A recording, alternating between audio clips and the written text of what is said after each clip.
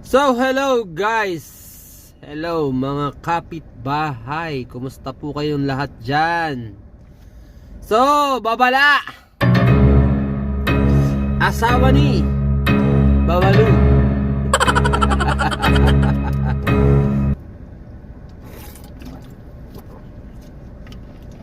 So mga kapitbahay, gusto ko lang magbigay ng babala, no?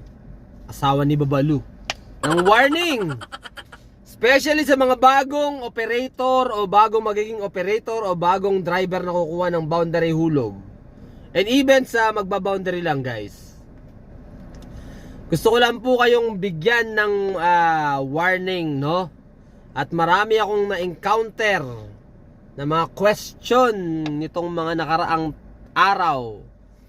Yung salitang tempo sa PA, no? Tempo! Tempo na PA, temporary PA. Guys, ang PA ay provisional authority, temporary po yan. So 3 months lang po ang effectivity po ng ating PA. Pero wala pong temporary PA na ibig sabihin merong legit na PA at temporary PA. Dapat po ang PA nyo is legit. Galing talaga mismo sa LTFRB.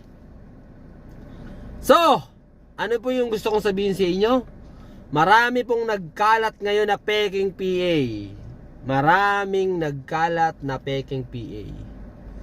So kung kukuha ka ng sasakyan na grab ready na, eka nila, check mo muna kung yung PA ng kukunin mong sasakyan is okay. Ibig sabihin legit ba yung PA na yan? Wala pang temporary PA. Provisional authority na nga, ginawa pang temporary, ano yun? Diba? Wala pong ganun, wala pong temporary PA. Tapos bibigyan ka ng ganito kasi yon. Mayroong nagtanong, bibigyan daw muna sila ng temporary PA, tapos ipapa-register kay Joyride, no? Papa-register kay Joyride, then after 3 months daw po, after 3 months bibigyan na sila ng 3 months or 2 months ng legit na PA. Ano yun? No, hindi lang po isa, hindi dalawa, tatlo yun na-encounter kong ganyan tanong sa aking Facebook page. Wala pong ganun. Tapos ito na nga, sinenda na si driver na kukuha ng boundary hulog, sinenda na siya ng temporary PA, sabi, no? Temporary PA, then after that, ito na. Chinek po natin sa master list, wala sa master list. Pero ang nakalagay na date ng kanyang PA is last month pa. Imposible yun na wala ka sa master list, tas 1 month pa na-release yung PA mo. Peke po yun. Peke. Ay, ginagawa Mio Marimar.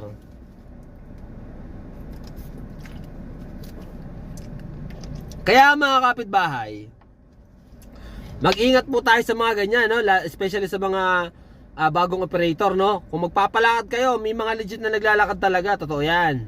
Pero walang temporary PA. Tandaan nyo yan. Ilalagay ko sa ilalim ng video na to yung link paano i-check yung master list ng LTFRB kung nandun yung PA. Para di po kayo maloko. Naku, mahirap maloko. Naku po, wala ka na magagawa pag naloko ka na. No? Kung magpapalakad kayo, may mga talagang authorized naman talaga, mga legit na naglalakad ng kasi ang mga TNC gaya ng Grab, Joyride, Auto, TokTok, sila yung mga accredited na maglakad ng ating mga papel, no? Hindi lang naman talaga Grab. Pwede kayo magpaasikaso isa man sa kanila para magkaroon ng legit na PA. Pero sana legit na PA naman talaga. Wag naman sanang di ba? Kasi marami diyan nagkalat, no?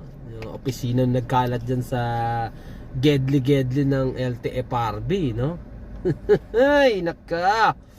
O sige, sana naman makarating to sa dapat paratingan, at para hindi na babawasan yung mga peki natin sa kalsada, no? LTFRB. So paano? Yun lang mga kaibigan. Mag-ingat po kayo. Maraming salamat. Bye-bye.